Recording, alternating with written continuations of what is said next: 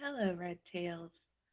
Today we're going to talk about the impact of Reconstruction and what did this mean? What did this time period mean for the people that were recovering from the Civil War? So this SOL is 3B, so Reconstruction and Its Impact.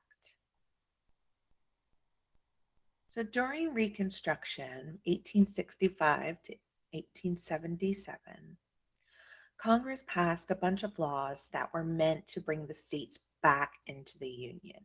Remember, think of it as the former Confederacy being on punishment, and in order to get off punishment, they have to complete several tasks. So, one of the most important organizations that was created during this time was the Freedmen's Bureau. And the whole point of the Freedmen's Bureau was to help former enslaved African Americans rebuild their lives. Before they were emancipated, they were forced to live on someone else's land and work for someone without any compensation. Many did not have clothing or the food or the medical supplies or treatment that they needed. Um, they also had not been educated. So, those were some of the things that the Freedmen's Bureau is going to help provide for these newly emancipated African Americans.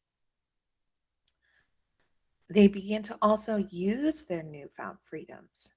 They could hold government jobs. One of the things that's great about being able to vote is that you can also be voted into office.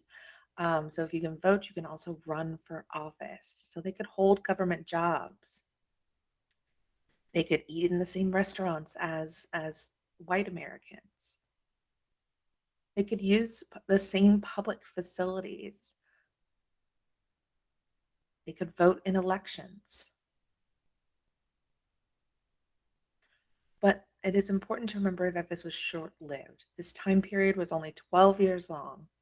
So it was a very short period in which they had these newfound freedoms.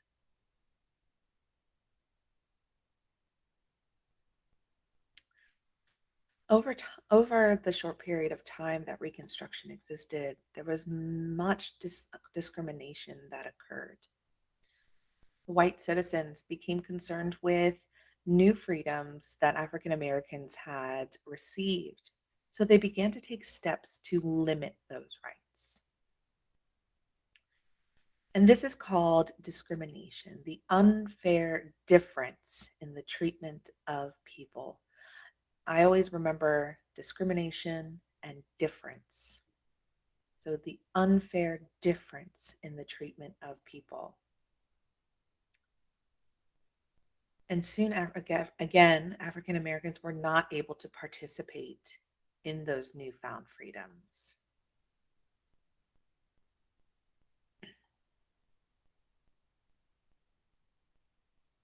So the Civil Rights Act of 1866 was a tough Reconstruction plan.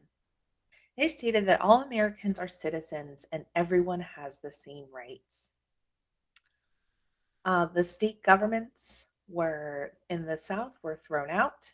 Southern military leaders were not allowed to hold any public office.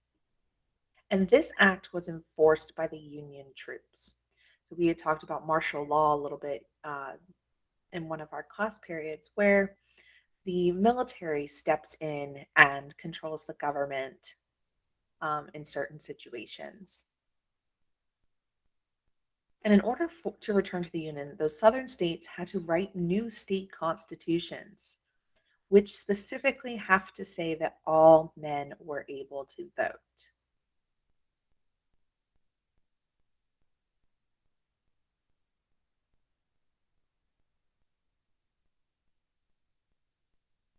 Another group of people that we had mentioned when we were talking about our vocabulary were the carpetbaggers. And these were Northerners who traveled to the South to make money. They opened businesses and bought land that was really cheap. Many also would help with the Freedmen's Bureau. But the Southerners hated, they resented these carpetbaggers. because their Confederate money was worthless and the Northerners were actually able to afford the land. Southerners could not afford to because their money it was worthless. So this time period is so short, and the end of Reconstruction comes with the election of 1866. And when Abraham Lincoln dies after the Civil War, his vice president, Andrew Johnson, takes over. So the main part of Reconstruction takes place under the presidency of Andrew Johnson. And Andrew Johnson was very lenient on the South in the end. He eventually allowed all of them um, to rejoin the Union.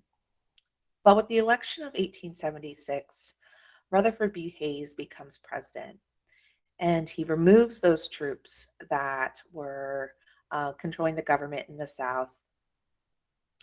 And as soon as those troops are gone, the white Southerners revert back to pre-Civil War behaviors. And those include those discrimination and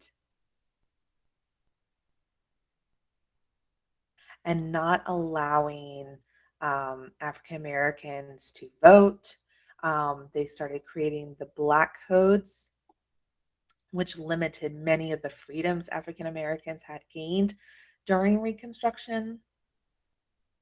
And this was restricting the civil rights of African Americans.